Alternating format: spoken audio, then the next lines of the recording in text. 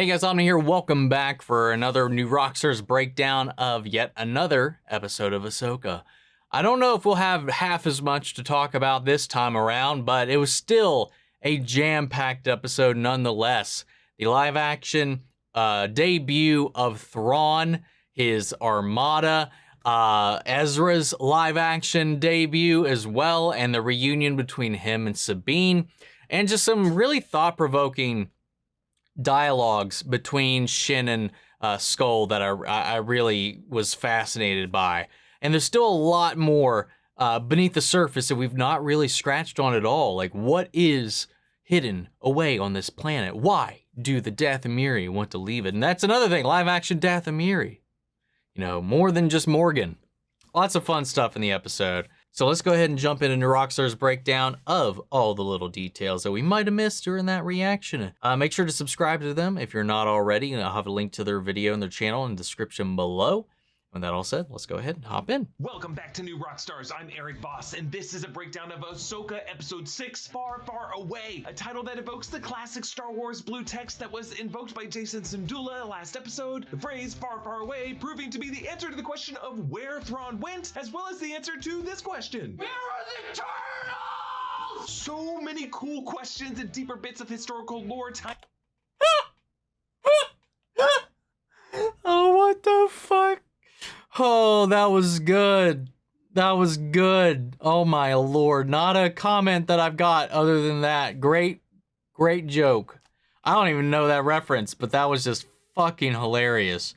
But yeah, far, far away. In a galaxy far, far away, no other. Into this episode, so let's take it scene by scene for all the details you might have missed, and thanks to Missed Play for sponsoring this video. More about them in a moment. And again, we really appreciate you tuning into these Star Wars analyses. It's honestly an honor to stay up late writing these breakdowns every week. I just care a lot about this series, and I want to share all of that with you. So let's dive in. Okay, over that Lucasfilm. I wonder why they've been very vocal about that lately. I mean, I don't think we've covered some of their stuff, you know, more consistently when we're between series like this. But yeah, they've been very much like expressive about how much they really love these breakdowns for this specifically. I don't remember them being that much like before. I think there's been some things behind the scenes that have happened over there, and I don't know if that has anything to do with it. I just thought it was odd all of a sudden, and maybe we've just been away for a little bit. I don't know. But they've been very like, they've opened every video so far I think that we've covered in that vein. So it was just an observation. Opening, we hear this. I know they had to lay off a bunch of people, According so to the closed captioning, distant Purgle calls. But we don't begin this episode distant from the Purgle, we open with them inside of one. So this call being distant tells us that we are actually hearing this call from the perception of the three great mothers of Peridia, native Dathomir, Night Sisters. That's a good idea. That's a good grab. This call is how they know the Jedi is coming. Hyperspace in this opening shot looks different than we've ever seen it before in Star Wars. Normally it's a glowing blue tunnel surrounding the traveler. It's very rainbowy. Of teal and pink, yeah, yellow and orange, all the colors in the visible spectrum, streaking past the whales, streaking between each other and under their fins. It's just such a cool way of showing that this form of hyperspace travel is beyond the kind that we've seen before, because we are traveling from galaxy to galaxy. Now, you may remember that moment in The Mandalorian Chapter 17 when Grogu and Din Djarin were traveling through hyperspace and Grogu saw a Purgle. And I might be crazy, but in this shot, for a few frames on the right side of screen, you do see a blur through hyperspace on the other side of this. I mean, I did posit that what if this was the pod of whales that Grogu saw as they were going through hyperspace in my reaction. I don't remember if I left it in or not. I know it's in the full length, but I don't remember if I left it in the actual video. But yeah, I mean, I don't know. Could be Din's N1 Starfighter. I had to scrub through it all frame by frame to see this. I think I honestly spent an hour staring at this shot. I mean, he might be seeing something there, like himself, but you know, I don't know. I don't think it's that absurd to think, but maybe to think that detail was intentionally his fighter. Maybe, but I agree with the sentiment. Oh, I can't like unsee it. Now, you may be asking, would the timeline match up? Ahsoka Tano doesn't appear in The Mandalorian Season 3, but Captain Carson Teva does appear on both seasons, and I suppose it's possible for his mission with Hera on Cetos happened. They're supposed to run stuff he got into with the consecutive. Mandalorian and like Tim Meadows in The Mandalorian Season 3. But you know, for all we know, the Purgle could be bending time with their form of hyperspace travel. I just want this to be true. Let me have it. Ahsoka tells Huyang that she remembers a Purgle from the stories that he would tell them. When we were younglings, back at the temple. Ah, yes. History of the Galaxy, parts 1, 2, and 3. 1 being the best, of course. I love this. It could be a meta nod to the Star Wars original trilogy, where I would definitely say the first is the best, but you know, I can respect the opinion that The Empire Strikes Back might be better, although we could... I mean, he might be talking about the compendium, because if you're looking at the volumes 1, 2, and 3, we've got 3 trilogies, so it might just be the trilogy as a whole, but I've also heard that interpreted as the first trilogy also chronologically. Is this Dave's saying the prequels are his favorite or the best or whatever, or the most fun?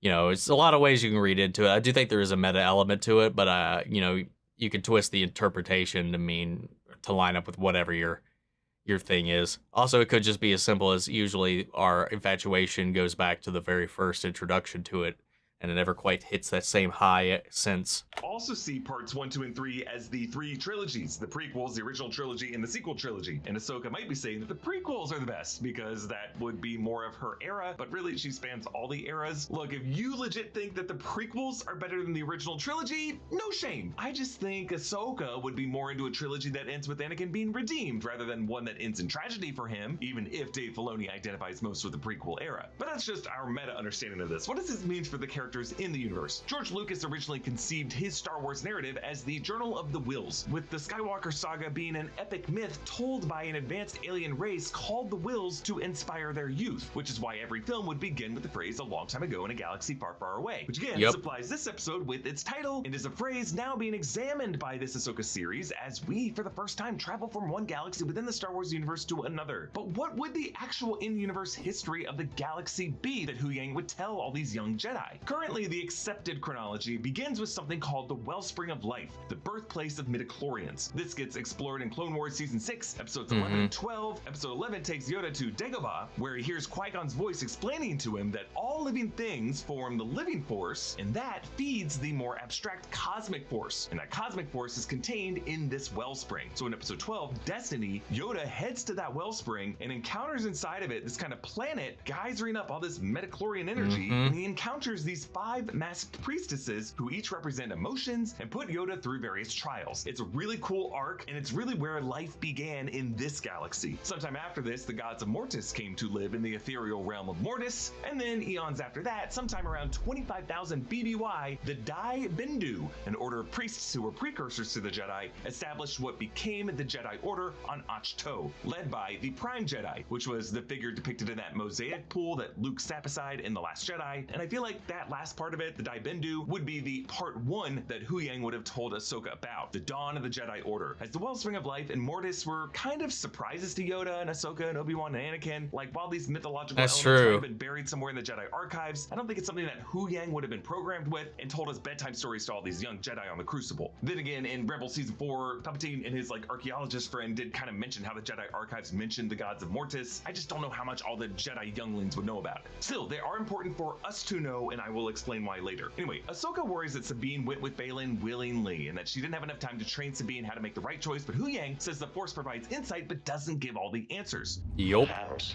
for Sabine, it was the only choice. A choice she made for herself. That is your fear. Ah, fear. Fear is a path to the dark side. You know, it leads to anger, hate, suffering. He's saying, don't let fear corrupt your mind, Ahsoka. So Ahsoka takes the note and she forces the fear out of her mind and getting back to some stories. I like that glance she shoots him, though. A long time ago, in a galaxy far, far away. And I love it because that is what Star Wars is for us. A way for us to escape our anxieties and just lose ourselves in some great stories. And this is actually the first time we hear this spoken aloud in Star Wars. But unlike the Wills in some other galaxy telling the story of Star Wars, Huyang must be talking about beings from another galaxy from his perspective who came to this galaxy and settled it. Those could be the celestial deities like the Mortis gods, but this episode also implies other races like the Dathomiri originate from other galaxies. Let's move on. when the Eye of Sion That was a hyperspace nice leaves nugget a of trail that information. crackles with electric bolts, which feels like a Sith-y violation of nature. Like they weren't meant to go on this journey. Like notice also that ring was smoldering orange when it first arrives and then cools down. Like it really feels like they pushed it to the limit. So they approach the planet Peridia, surrounded by a ring, which turns out is composed of Purgle bones. The Cetos star map depicted Peridia surrounded by a ring of Purgle, but I knew that quite meant a ring of literally. dead Purgle. Morgan says Peridia is The ancient homeworld of my ancestors, the Dathomiri. so the Dathomiri, the people of the planet Dathomir, home to Maul's mother, Mother Talzin, were not originally native to that planet Dathomir. They settled that planet after And then migrating named from it after another galaxy, themselves. and they just named it after their own race. This is a huge deal. Morgan That's a says of the big Purgle, My revelation. people were among the first to harness and ride the creatures in the days before time was counted. Jeez, between the Purgle and Danny Trejo telling us the witches of Dathomir also used to ride the Rancors, these witches were just riding everything. Now in Star Wars Legends, the ancient Rakata were the first to use hyperspace technology, and based on that blue kyber crystal celebrating the Rakatan uprising mentioned in Andor episode 4, the Maybe the first, I guess, with this new context, you know, they rode, you know, beings that could traverse, you know, hyperspace. Maybe the Rakatans are still the first to harness it technologically. Rakatans are Star Wars canon, but Morgan says that the Dathomiri were among the first, so there could have been like a few of them. But she says the days before time was counted, which would be old, predating recorded history, predating the Jedi Order. Because when the Jedi started, they were counting years back then. Baylan says, Peridia is a graveyard. so it wasn't a fairy tale that he grew up hearing, it was more of a ghost story, a trek that Purgle make at the end of their lives, kind of like elephants migrating back to their known burial sites. That's a real thing, folks. That elephant graveyard in The Lion King was based on a real ritual that these massive mammals do. It sounds like Purgle do a similar thing. Their dropship takes them past towering statues of Night Sister heads atop towering pillars, with their mouths contorted in this grotesque scream. I wonder if these could function as amplifiers for the Great Mother's voices that echo back to Morgan through time and space. The statues on Arcana, remember, That were would full be statues cool. had That would bodies and line feet, up. but That just would their heads track. severed. This is kind of the opposite. It's just heads on skinny pillars. It's kind of creepy, like they're giant pest dispensers, but it looks so cool. Remember, the statues inside the ruins on Arcana were not screaming like this. They looked at peace. So I just kind of like the idea that it's the witches who stayed who cry, and it's the witches who left who listen. They approach this towering structure built into the side of the cliff that looks a lot like a dour Minas Tirith from Return of the King. Atop the statue is a more pristine version of the Cetos ruins, the slabs uncorrupted by the elements. And Morgan finds here 3 Night Sisters. It also, while not forked, reminded me of Vader's castle. The Great Mothers. According to the episode credits, their names are Lachesis, played by Jane Edwina Seymour, who played the Borg Queen in Star Trek Picard. She's on the right with the rounded headdress. Clotho, played by Claudia Black from Star Trek SG-1 and played the Chloe three. Fraser from the Uncharted games. She's What's in the other center one? With a single What's the pointed other one? headdress who does most of the talking. And then Actropa, played by Gerald Prescott Gallion, known for playing Madame Xanadu on the Swamp Thing show. She's on the left with the 2 pointed headdress. So these names are a fascinating choice. Because Lachesis, Clotho, and Atropos are the names of the 3 fates of Greek mythology that we've referenced before. Those fates are also known as the Moirai, which is where Dave Filoni got the name of Ahsoka's bird companion that represents. Oh, I didn't know Lotus. that bit. These witches, of course, were similar red headdresses that Mother Talzin wore, and that appearance was based off of original designs for the Sith created for the Phantom Menace and then repurposed for Clone Wars. But the fact that these 3 headdresses that we see here are all slightly different could be telling us something, because in Greek mythology, Clotho is the youngest and she spins the thread of human life. Lachesis is the middle, who measures the thread, and then Atropos is the oldest, who cuts that thread and decides when people die. So this Clotho, with a K, has the headdress with 1 point,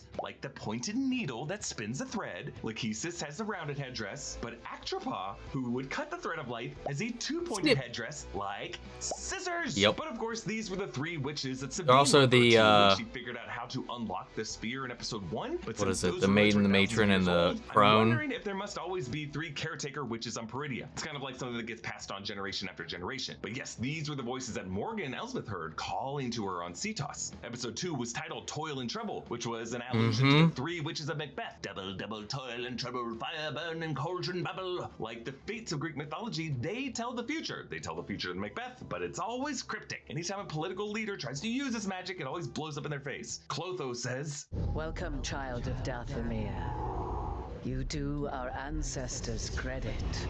She speaks with additional voices layered on top of her own, kind of like Mother Talzin often did. It's like when one of them talks, all three of them are talking. They speak for all the witches of Dathomir throughout time. Actropos says, "It reeks of Jedi." And Lachesis confirms, It is dangerous.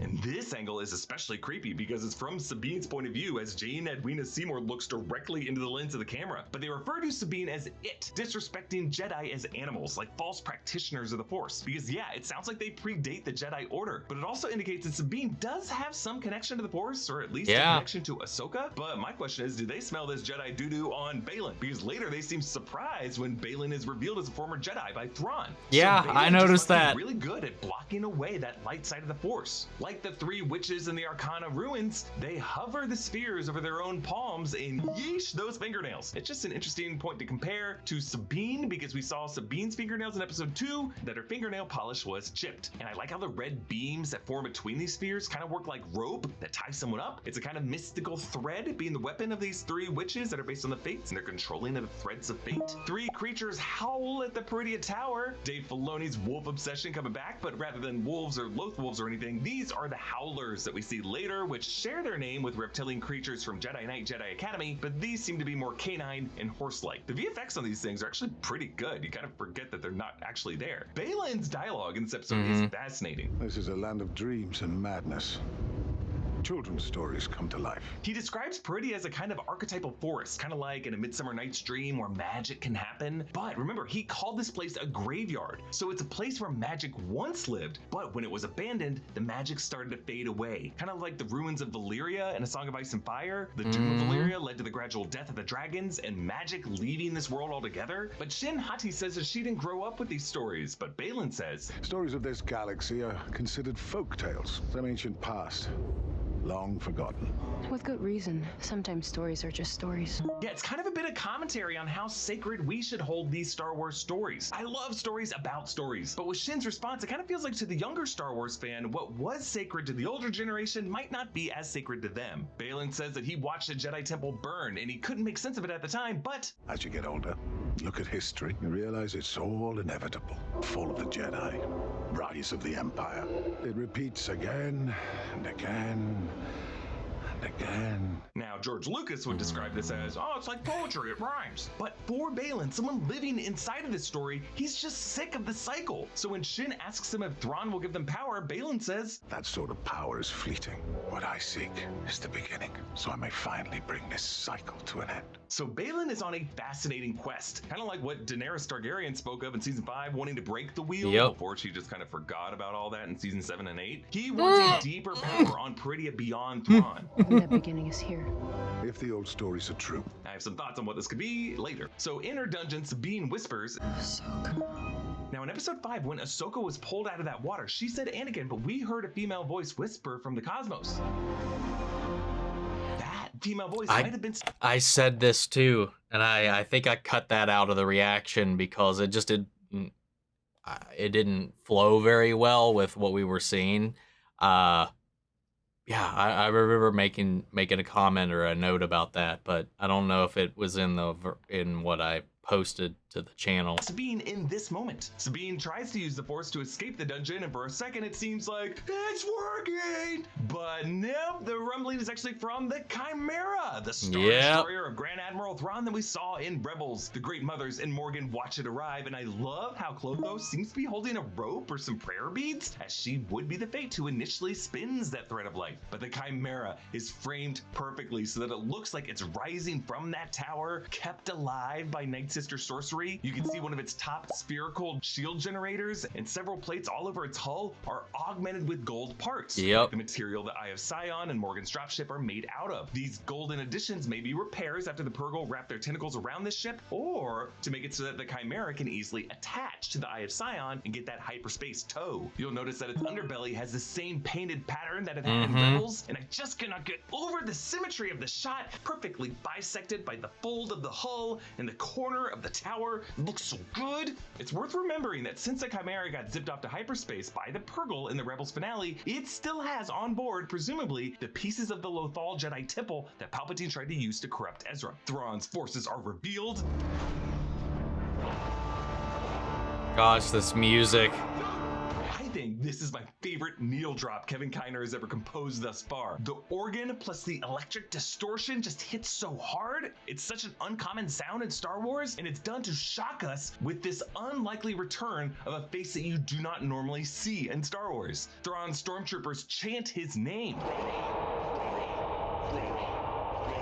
They still worship this guy despite their dwindling numbers and their broken armor. Yeah, their armor looks awesome. It's been 9 years since their exile in the Rebels finale. Their armor's dirty. It's got mismatched parts, probably taken from some of the dwindling numbers, used to replace the broken pieces on the people who are still surviving, and it is all cracked. It's held together with red cloth, which shows how their wounds have been nursed by these witches of the red cloth, and their imperial conformity has been fused with a uniquely Dathomirian aesthetic. We actually saw some red cloth wrapped around Maul's temple behind that bonfire on Dathomir in the Rebels Season 3 episode Visions and Voices. Now, the captain of these stormtroopers is Enoch, played by Wes Chatham from The Expanse. His stormtrooper mask has been fully broken and pieced back together almost in the style of Japanese kintsugi art, but with a golden face mask, kind of like Tigress of Gaul and Gladiator, a bit like the golden mask of General Clytus from Flash Gordon, which was a huge influence on George Lucas in the early Star Wars films. So it just shows how Enoch is part of a post-imperial cult of Thrawn. Thrawn being someone who always loved art and history. Actually, the name Enoch comes from the Bible, who was a human who became the immediate attendant to the throne of God, a human who actually got to enter heaven as a human. This reflects Enoch being at the side of this godly figure of Thrawn. Now, Lars Mikkelson voiced Thrawn in Rebels and plays him here,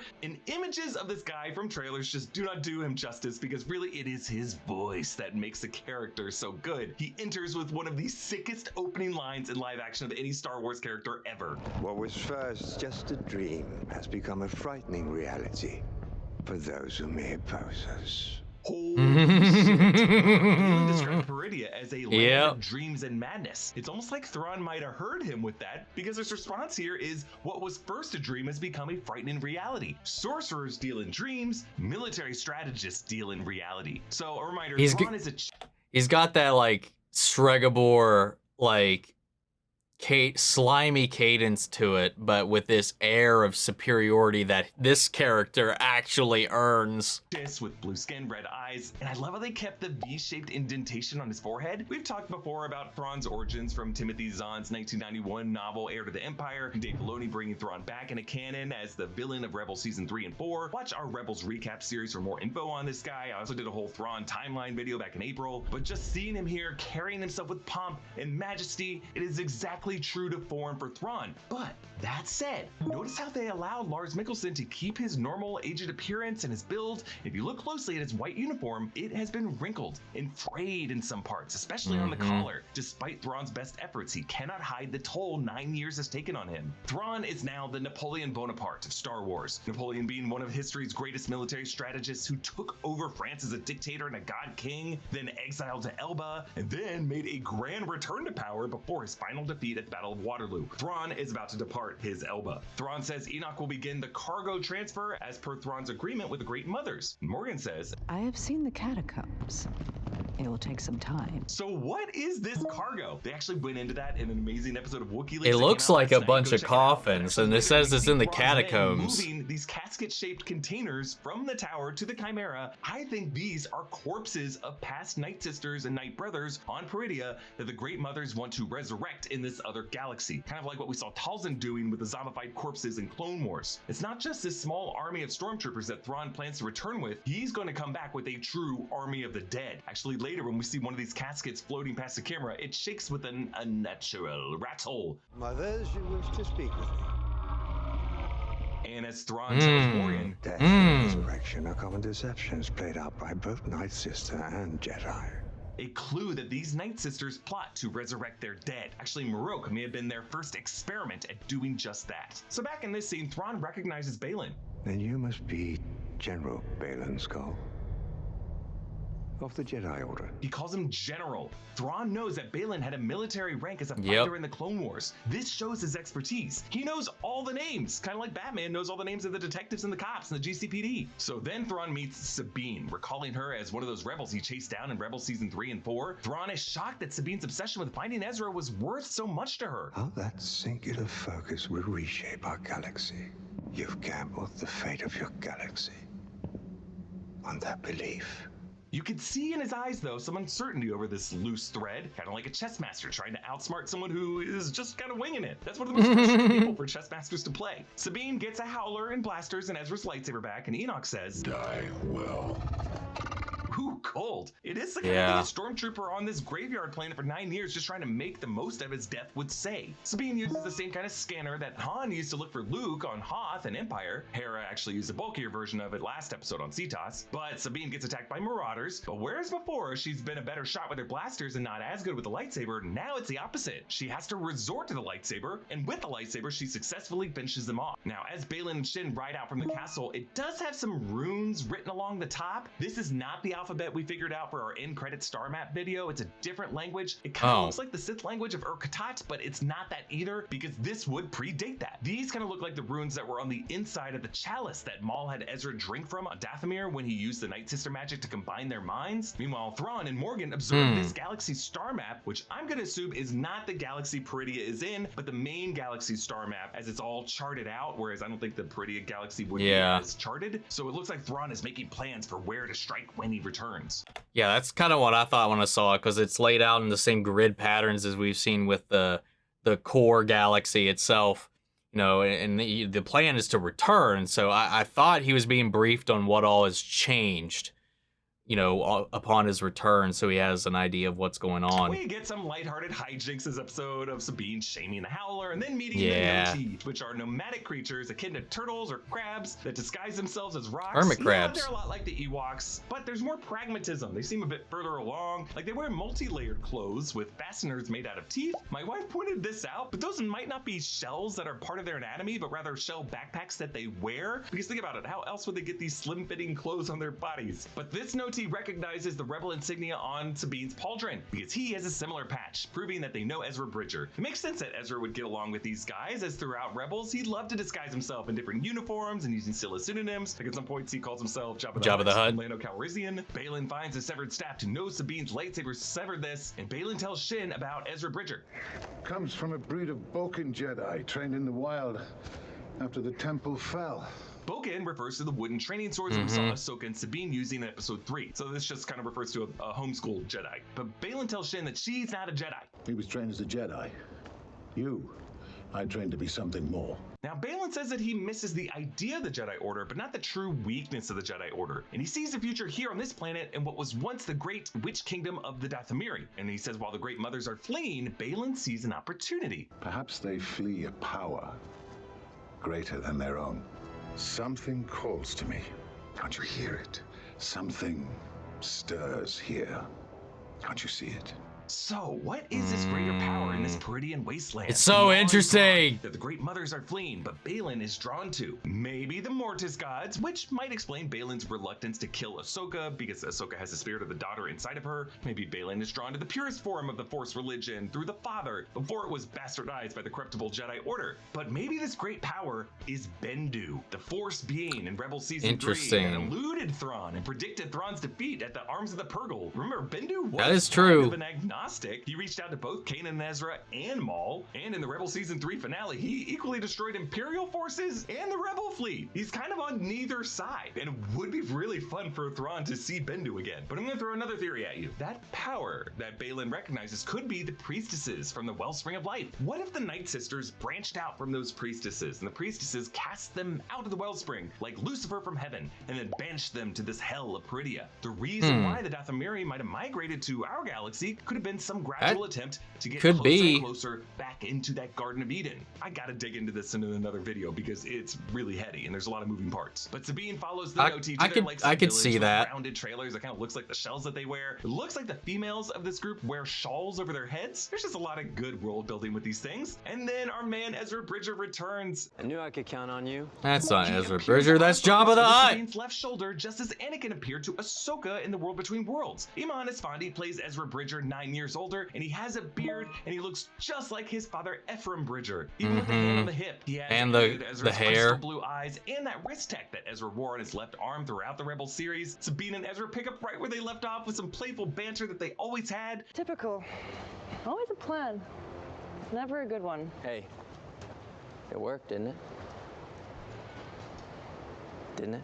And I love that sudden seriousness from Ezra. Yeah. Like, think about it. For 9 years, Ezra would not have known if Lothal was saved or if the rebels ever had a chance of defeating the Empire. He just kind of had to make peace with being completely out of the fight and being completely in the blind. But Ezra asks how Sabine found him, like how she got there, and she ducks this difficult conversation the same way Ahsoka sidestepped Huyang's difficult questions in the opening scene. Once Ezra finds out what Sabine sacrificed to get here, I don't think he's going to be very happy. But the three mothers warn Thrawn that another Jedi approaches. I don't imagine he will. Out who it is. Could it be the recently deceased Ahsoka Tano? He tells Morgan that death and resurrection are common deceptions played out by both Night Sister and Jedi, and since Baylan was a former Jedi, his words should be treated as flawed. Thrawn says, I want to know her background, history, home world, her master, everything. Yes, this is always a huge part of Thrawn's strategic approach, to learn everything about his enemy, their history, their art, and weaponize it. And it's interesting that he doesn't know that Ahsoka's master was Anakin Skywalker, something that Baylan Skoll knew, but he was part of the Jedi Order during the Clone Wars. Thrawn wasn't. He was a military figure. But there is evidence from various books that Thrawn was one of the few people who deduced that Anakin Skywalker and Darth Vader were the same person. So as soon as he finds out that Anakin Skywalker was a master, he's gonna know that Darth Vader was her master. Thrawn orders to destroy any approaching Star Whales with prejudice, and he turns back to the Great Mothers. Great Mothers, I shall once again require the aid of your dark magic. The thread of destiny demands it, Grand Admiral. So the closed captioning spells this magic, M-A-G-I-C-K, which gives it a more supernatural metaphysical quality. Like, magic with a K is what witches do. But he says it once again. So what past instance did Thrawn use the Great Mother's how they magic spell it here. to summon Morgan Elsbeth? Like, in a way that he could use it again. Could it have been these mothers that drew Ahsoka into the world between worlds to wrestle with Ahsoka's demons, and that Ahsoka just successfully passed that test? Did they actually use the Lothal Jedi Temple that is still on the Chimera to do this? Look, make no mistake, folks, Thrawn's respect for this magic is transactional at best. And the real story here is the relationships that Ahsoka and Baylan Skoll have to the fairy tales that they were told as kids. Are the stories true, or are they only fantasies that happen in a galaxy far, far away? Thank you so much for great breakdown. You can support. Go check them out. Support them if you have not already. We've got some more stuff to come as more information becomes available, but I think this is honestly, I think they might be barking up the right trees on some of these thoughts. A lot of sharing and some I didn't quite think of, like the priestesses that Yoda, went. There's a lot of parallels, all these different Force entities and practitioners that all have a different way of like visualizing and giving forth to the same idea, but in different ways. And it'd be interesting to me if that did end up being the case, that those Force priestesses, which with the masks, because that also kind of evoke the whole Roman theater kind of aesthetic that's going on here on Peridia with Thrawn as his forces. So there's some thematic ties you can link together with that as well. That would be pretty interesting. I don't know if we'll ever get too many solid answers in this, but I'm excited to see what we learn. They've talked about this not being a singular season, so I don't know how many answers we'll get here. We know that some of these Star Wars shows are going to be building towards a theatrical crossover event that will link all these threads together. Thrawn, I assume, being a major part of that, if not the part of that they will all be unifying to combat his return. But then again, these more mystical elements of it, these folk tales, these legends that Baylan is here, that is calling out to him through the void, much like the Great Mothers were calling out to Morgan. Something here has been calling out to Baylan, and I'd love to find out what that is. Bendu has been a loose thread for some time. The Mortis gods and what is going on there in their absence is also a big question as well that has kind of been up in the air. Also, there's a lot of things they've been juggling and playing with for many years that this could feed into, could be something wholly new, but I'm excited to see where it goes. I'm hooked and I'm intrigued more than anything. So guys, I'd love to hear from you all. Were there any Easter eggs you guys caught that maybe were missed here in this breakdown? I'd love to hear from you guys and what all theories you might have as well. So sound off the comments. Let me know your thoughts down below. We'll carry the conversation after the video. Hope you enjoy the reaction. If it did, leave a like, drop a comment, subscribe if not already. If you're not already subscribed to Rockstars, go check them out. I have a link to this video in the description as well. And before we go, I want to shout out our channel legends: Manny, Share, Ryan, Karen, York, Scott, Margaret, Grace, Melito, Robert Angiano, Jeffrey Hale, M. Sephiroth, Jake and Trell, Eric Official, and Amy Becca. Thank you guys so much for your continued support. But that's it for this video, guys. I'll see you all in the next one. But until then, may the Force be with you always. Take care, everybody.